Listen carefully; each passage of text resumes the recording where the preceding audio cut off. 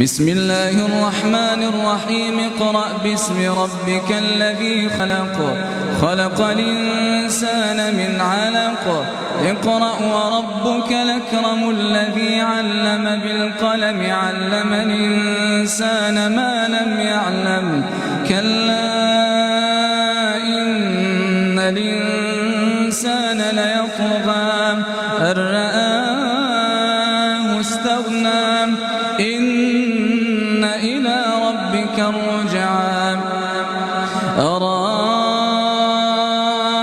الذي ينهى عبدا إذا صلى أرأيت إن كان على الهدى أوامر بالتقوى أرأيت إن كذب وتولى ألم يعلم بأن الله يرى كلا لئن لم ينته لنسفعا بالناصية ناصية كاذبة خاطئة فليدع ناديه سندع الزبانية كلا لا تطعه واسجد واقترب